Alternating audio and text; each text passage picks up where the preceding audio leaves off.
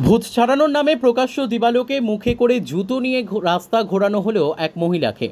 ওঝার কথা শুনে মুখে করে জুতো বইয়ে সারা রাস্তা ঘোরানো হলো এক মহিলাকে বহরমপুরে। ঘটনায় চাঞ্চল্য বহরমপুরে। সূত্রের খবর, বহরমপুরের চুয়াপুর সুকান্ত পল্লীর এক মহিলাকে ভূতে ধরার অভিযোগে ওঝার নিদানে চামড়ার জুতো মুখে নিয়ে প্রায় 4 কিমি রাস্তা ঘুরিয়ে বহরমপুর গোড়াবাজার কলেজ ঘাটে নিয়ে আসে মহিলার বাড়ির লোকজন।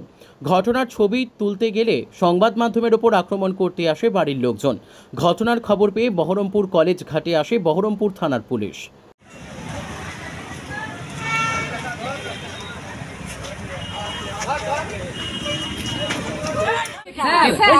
কোন ডাক্তার দেখিয়েছেন? অনেক ডাক্তার দেখিয়েছি, হচ্ছে না স্যার। না বিশ্বাস করে আপনি আমার সঙ্গে বাড়ি চলুন, দেখবেন আমাদের পরিস্থিতি।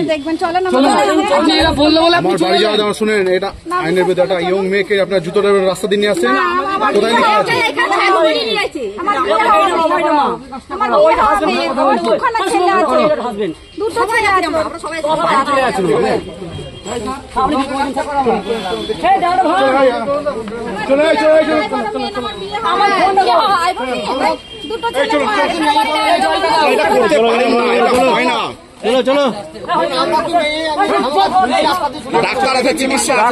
চিকিৎসা আছে, ভালো ডাক্তার দেখান, ছেড়ে যাবে।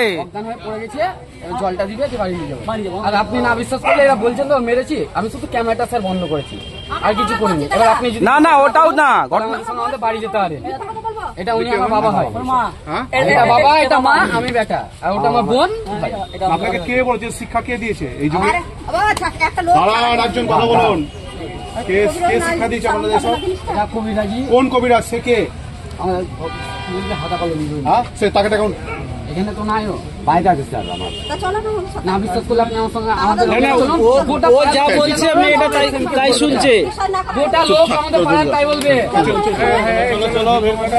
আমাদের সঙ্গে পাড়ায় যাবেন।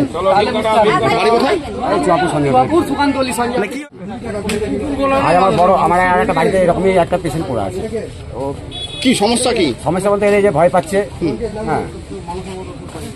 তারপরে একটু ধরেন এই আপনাদের কে বলে যে মুখে জুতো নিয়ে গেলে পরে এই সমস্যার সমাধান হবে? কে বলেছে এটা? কে বলেছে এটা? কবিরাজের নাম কি? বাড়ি কোথায়?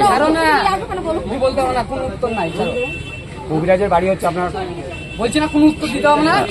ওরা যদি বিশ্বাস করে আমাদের সঙ্গে যাবে বাড়িতে, সব নাম কি? ওদের সব টেলিকাস্টের উত্তর দেবো। এখানে কিচ্ছু হবে না, বাড়ি যেতে হবে।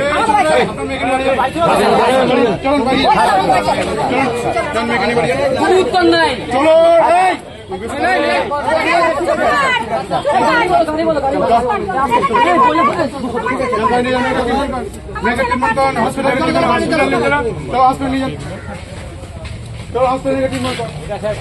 চলুন হসপিটাল চলুন আগে।